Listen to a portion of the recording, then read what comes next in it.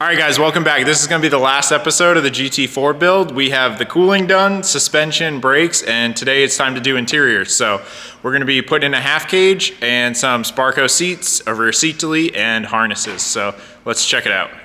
All right, so the cage is about as orange as can be. This thing is going to pop. We got to pull the tint out of the car. He wants it to be a fishbowl so that everyone can see the cage and stuff, which I think all race cars should be like that. If you have a street car, you can keep it tinted, but race car, people want to see the goods. All right, for seats, we're using the Sparco, the Evo Ls. These are super nice quality, super comfy. We love Sparco here. We're also using Sparco side mounts and sliders. Unfortunately, they were sold out of the base mounts, so we're going with some CNC 71. These are just universal floor mounts, so they got a bunch of positions you can choose from, so those are really nice. For harnesses, Lifeline. Yeah, that's what that says. I can read. Good job, Chris. Lifeline. I've never actually used these harnesses before, but he had them in his Spec E46. He really likes them, so driver comfort. It's really only the driver that matters. Who cares what the rest of us think or feel? But these are super nice quality. We looked them up. They look good. All the parts look great. And then just your pretty standard rear seat delete here, so nothing too fancy, but it's going to look nice. These are, I think, an aluminite cutout, and then the back is actually has a felt on it, so nice. It's got nice guards around everything. Keep the edges from poking and prodding you, but all right, let's we'll start gutting the interior and getting to work. All right, let's take a look. So front seats are pretty easy. There's 4 bolts and 1 connector for airbags. Rear seats, basically just as easy. These ones actually just pop up. So next, we're just going to go through, hit all those big Torx bolts, get all the seat belts out, and then we'll fold down the rears and we'll get access to those bolts. But so far, so easy. All right, we're back to the car. Honestly, this was a struggle bus. Cage is in there. I would say it only took 3 times, Kyle? 3 times to get this thing in? Initial, second, pretty good idea. Third, solidly in place. Yeah. Basically, this is like a really expensive bolting cage. The hatch parts are really nice, but man, do you have to make sure the powder coat is not there.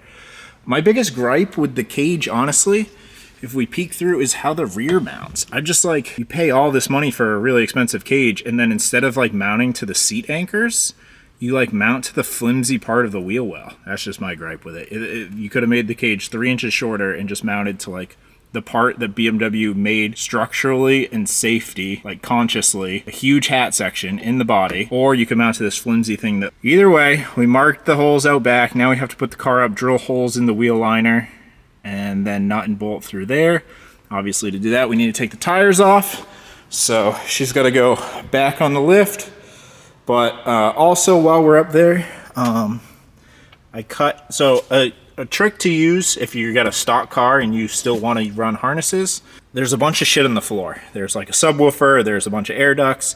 But what we do is we take a 2-inch hole saw, go as close to the subwoofer as possible, and drill through the carpet and through this duct, and then it exposes the sheet metal. You just rip all that up, and that way we can put our 6-point harness mounts right there. And this is a good area because there's rules. It has to be like at a 20-degree angle going rearward so you don't submarine. So use a hole saw. You can keep all your carpet then. It looks OEM. It looks super clean. And then also for the cage part, if I shine the light, I'm out of breath, guys. I'm too old to be getting in and out of cars like this. Oh, man. Okay.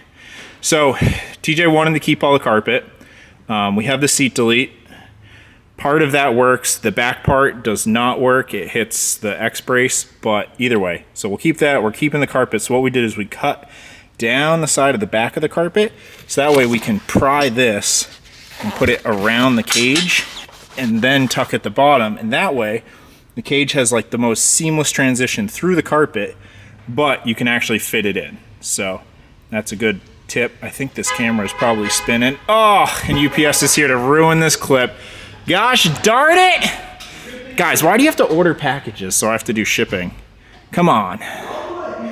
All right, let's get under the car. Fuck it, I'm keeping this clip. I'm too exhausted today. We're getting under the car. We're gonna put in the base mounts. We're gonna put in the back mounts. Let's get to it. All right, guys, so we've been grinding. So cage and seats are now in.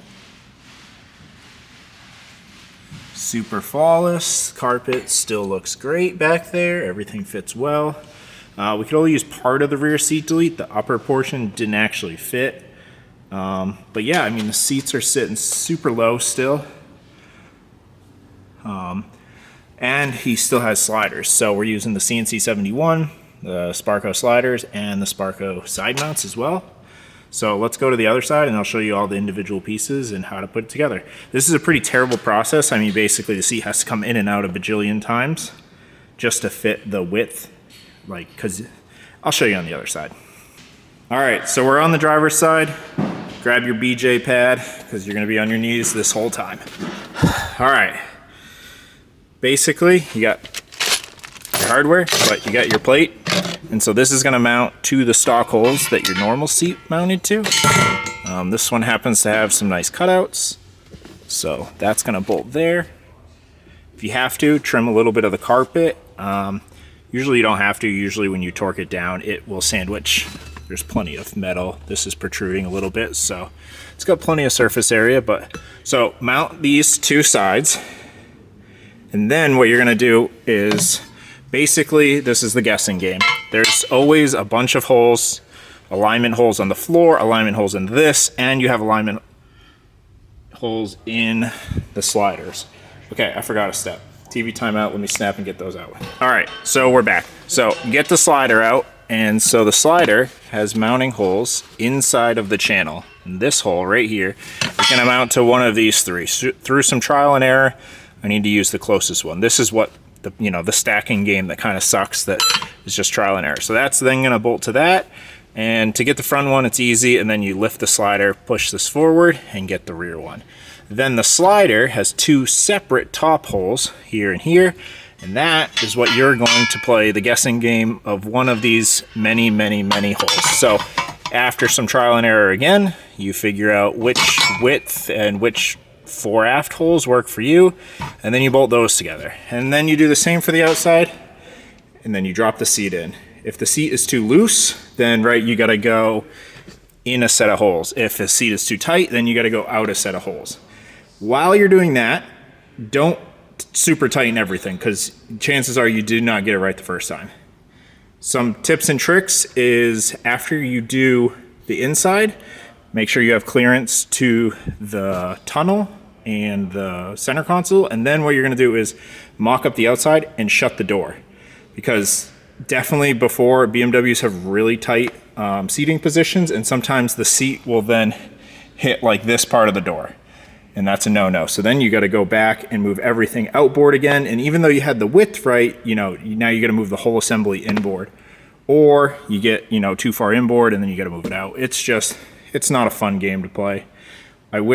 It's nice that everything is so universal, but it's also terrible at the same time. So, all right, now I'm gonna just struggle through this, and in 1 second to you guys, this is gonna be done in probably like 35 minutes for me. So let's get to it. All right, guys, so welcome back. As you can see, I got the seat in there. We are just adjusting the harnesses. Gotta leave a little extra slack in those just with the sliders, because the seat's gonna be in a few different positions, so nothing crazy there. But I mean, we are looking good. This orange is popping. It looks really good with the black on black.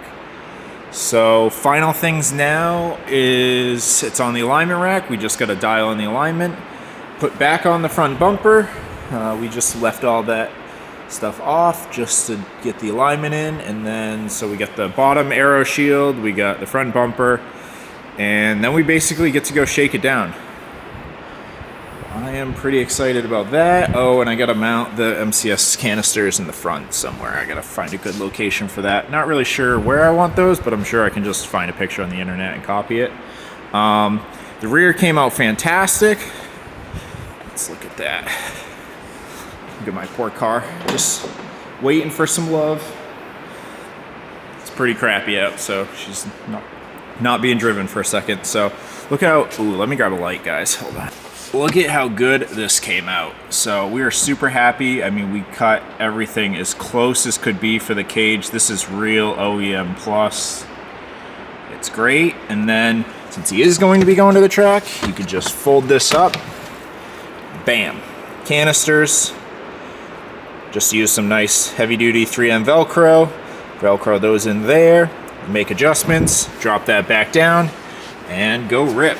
But like I said, the cage, I'm disappointed with how you have to install it, but the quality of the cage itself is really good. We also took the part that mounts on the body, and we cut holes. Can I pry it out? Yeah.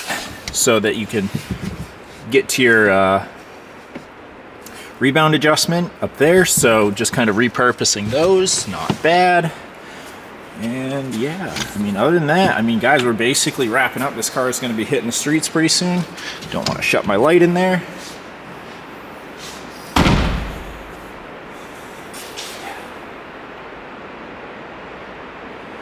She's looking good. So let's get the final things dialed in, and then we'll get her outside and kind of do a full walk around and just recap of everything that we did.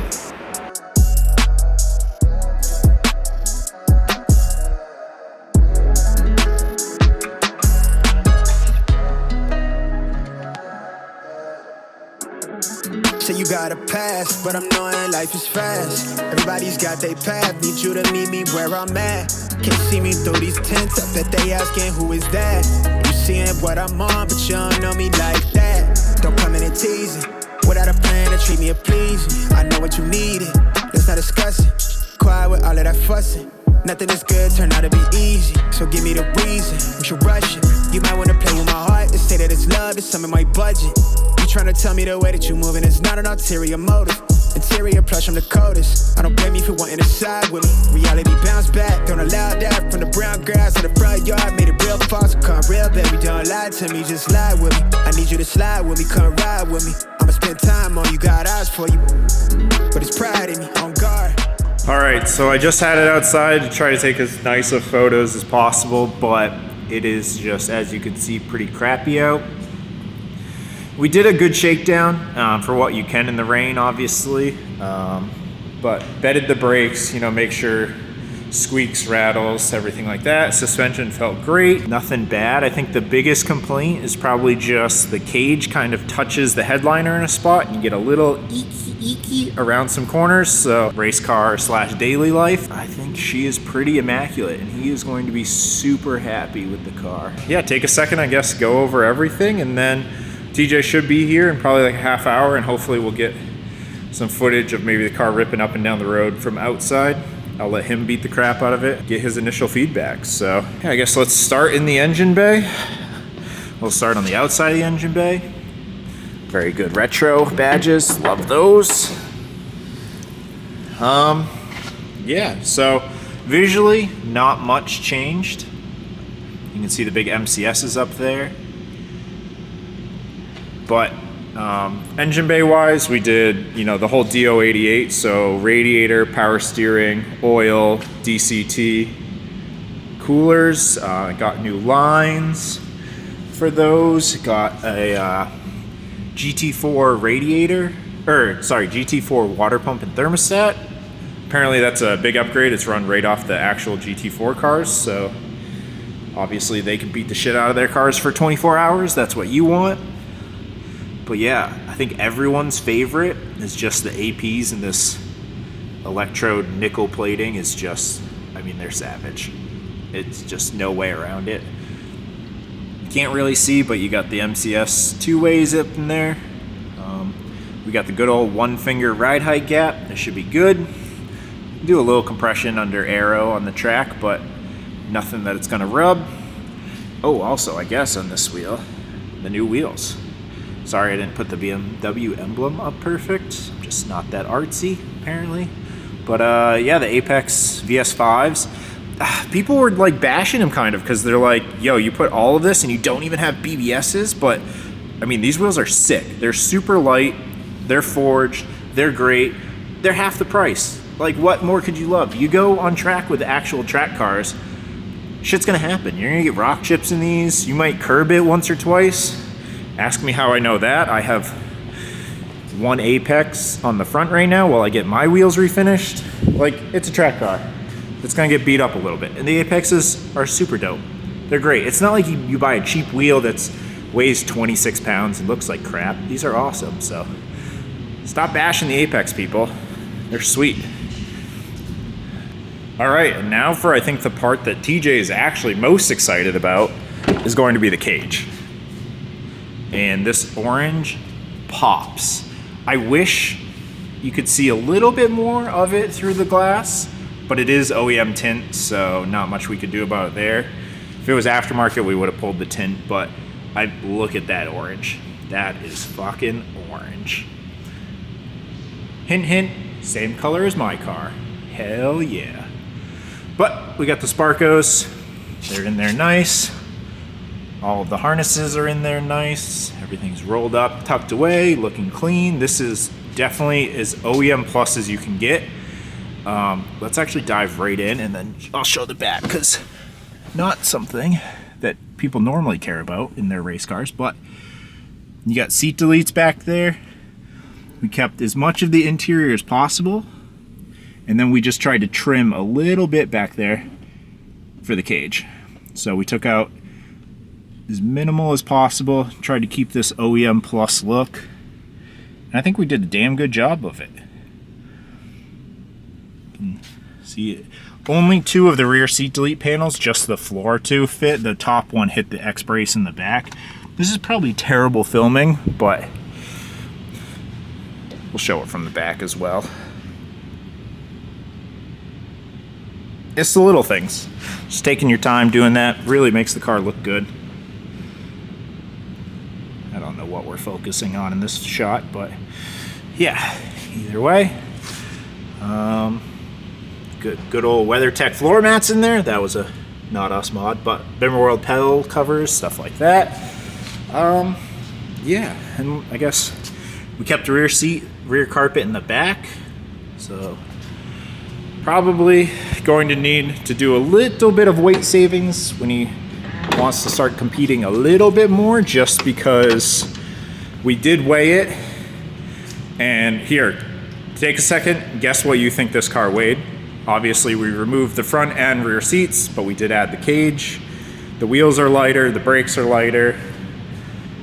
But take a minute, put in the comments what you think this thing actually weighed, and I'll tell you in 30 seconds after we look at the trunk. But trunk wise, I mean, you can't get much more clean than that. Maybe not the literal sense, we probably need to actually carpet wash this, but ignore that for a second and just look how clean the cage looks.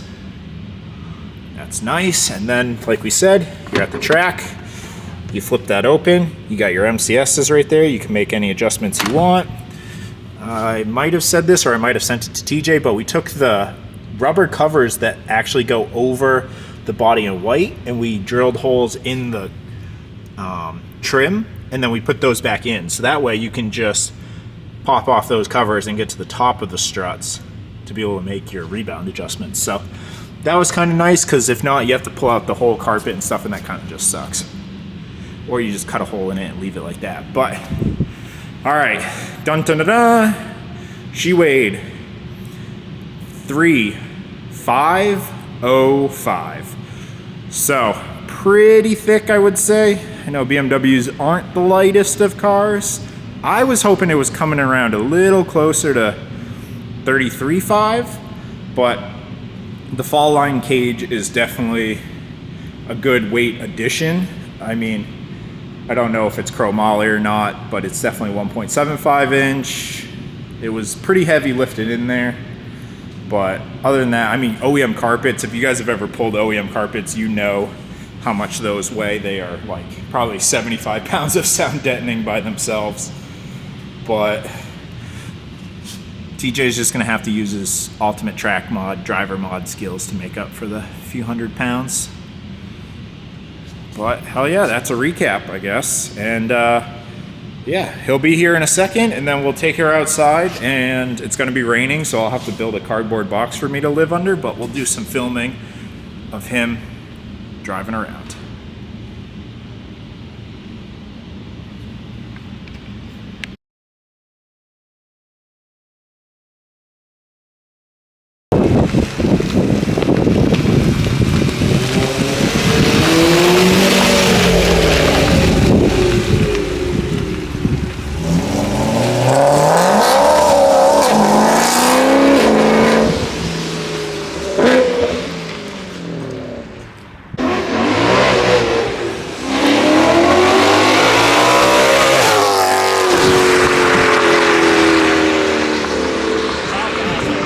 does sound good, right?